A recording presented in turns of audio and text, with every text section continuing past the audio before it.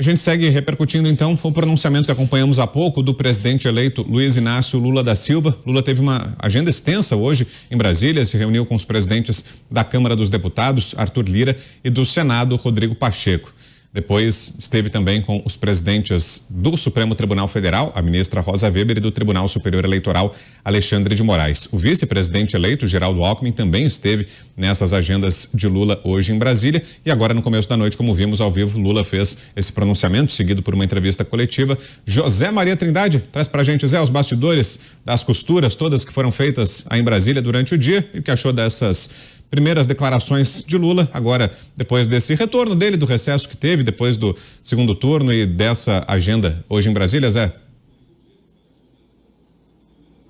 Ô Vitor, hoje eu acompanhei boa parte dessa agenda do presidente eleito Lula, fui no centro de convenções, né, participamos aqui da programação diretamente do centro de convenções, e o que há, na verdade, é um grande esforço. E aí esse esforço vai de setores da mídia, do próprio poder, para dar a impressão de que Lula já é presidente, já governa o país e que o presidente Jair Bolsonaro, na verdade, é o ex-presidente da República. Notaram que entrevistas assim como da ministra Eliana, só aqui na Jovem Pan? Então eu senti esse grande interesse do Congresso, ali de líderes do Congresso e de setores da mídia, de fazer de conta que Lula já é o presidente. E ele foi recebido assim, a impressão que dava. E falando de estabilidade total, né?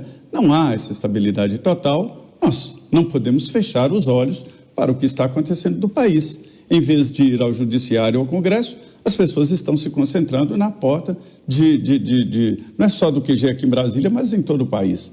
Então, assim, os bastidores ali são o seguinte: Lula fechou acordo com os presidentes da Câmara e Senado de não interferência nesta tentativa de reeleição dos dois, e aí estaria selada a reeleição de Arthur Lira e do presidente do Senado, o senador Rodrigo Pacheco, né?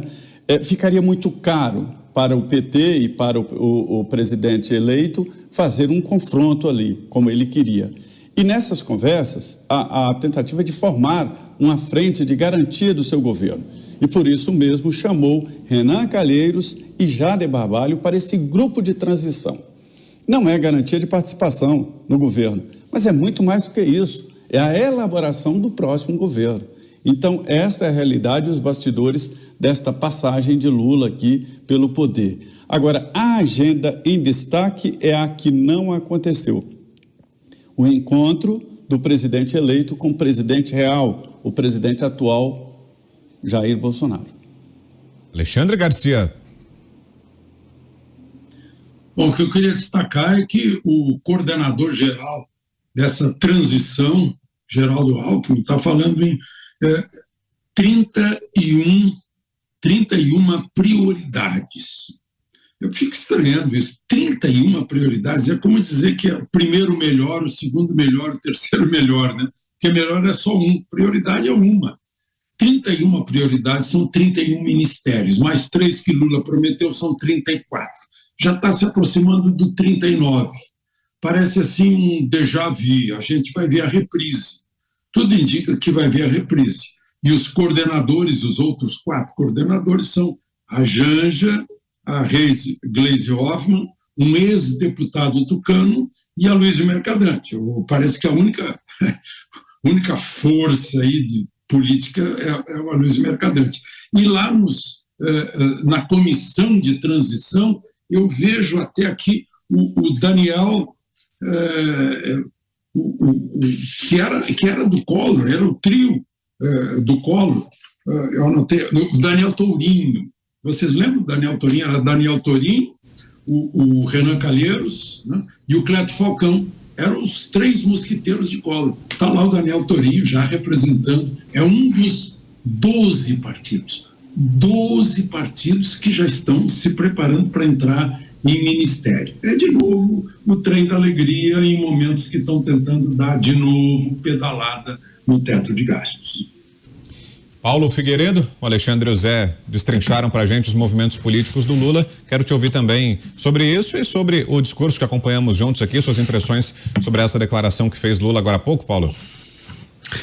Pois é, Vitor, eu ouvi o discurso, é sempre cansativo ouvir o discurso do Lula, né? Tenho certeza que a audiência partilha do mesmo sentimento que eu. A gente não achou que a gente fosse ter que viver isso de novo, né? Esse martírio aí por pelo menos 4 anos.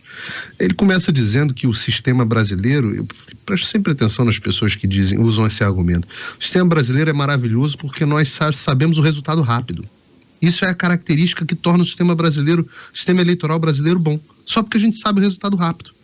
Não importa se o resultado é bom, se ele é fidedigno ou não, a gente sabe o resultado rápido. Tem um lugar que a gente sabe o resultado mais rápido do que no sistema brasileiro. Na China.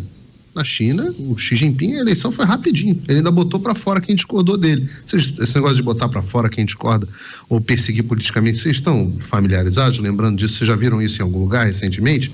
Estou falando que o nosso modelo está ficando cada vez mais parecido com o modelo chinês, né? E aí ele diz o seguinte, vai dar a seguinte recomendação ao presidente Bolsonaro: olha, abaixa a cabeça, fica quieto aí, daqui a 4 anos você concorre de novo.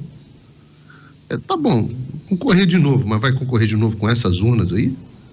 Essas que o tribunal, o Ministério da Defesa acabou de dizer que são praticamente inverificáveis, que ele não teve acesso às informações necessárias. O Zé leu aí um trecho do relatório, eu estava lendo aqui na íntegra para fazer uma avaliação. Acho que melhor avaliação quem fez até agora foi o nosso colega aqui de emissora, Rodrigo Constantino, que ele fez um tweet dizendo que basicamente, ele fala assim, basicamente, eis que o TSE disse para as Forças Armadas: pode fiscalizar meu restaurante à vontade, só não entra na cozinha.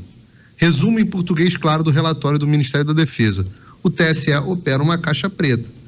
E eu concordo com essa visão, porque o TSE opera uma caixa preta e daqui a pouco o Lula fala para o Bolsonaro disputar as eleições com essa caixa preta. Sendo que a principal suspeita que recai sobre as urnas, vou tomar cuidado aqui, isso pode falar, mas é que os problemas já ocorrem há várias gerações.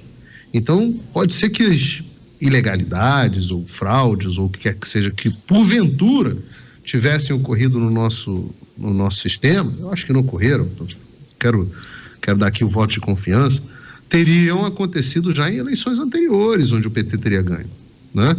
Então, nesses termos, fazer o presidente concorrer de novo, eu não sei. Lula fala também de uma volta à normalidade, né? Fico pensando o que é a volta à normalidade, ao mesmo tempo que ele fala que vai negociar com o Centrão, que o Centrão tem que conversar com o Centrão. Quando eu ouço o PT falando em volta à normalidade e conversar com o Centrão, eu só penso em 2 coisas. O que foi a normalidade dentro do governo do PT? Foi a compra do Congresso, mensalão e petrolão. A normalidade que o Lula se refere, de novo, quando eu volto e me lembro dos governos do PT, eu só penso no Palocci, dizendo que todos os atos do governo, Palocci que era o ministro forte do governo Lula e depois do governo Dilma, Palocci dizendo que todos os atos do governo tinham corrupção, que não havia nada que acontecesse, até medida provisória tinha corrupção. Essa é a normalidade, né? A normalidade. E tem alguns pontos que são novos nessa normalidade. O primeiro deles é que virou normal deputado não poder falar, né? Tem 10 deputados nesse momento, 10 deputados eleitos pelo povo, que hoje não têm a capacidade de falar. A normalidade agora também prevê o Alexandre de Moraes sentando com forças policiais para basicamente oprimir a população que se manifesta nas ruas. Essa parece a normalidade do Brasil, um misto de corrupção que nós nos acostumamos durante o governo do PT e opressão que nós nos acostumamos pelas mãos do Alexandre de Moraes. Então, quem quiser lidar com essa normalidade, lide. Quem não quiser, abaixa a cabeça, fica quietinho, porque esse é o novo Brasil 2023.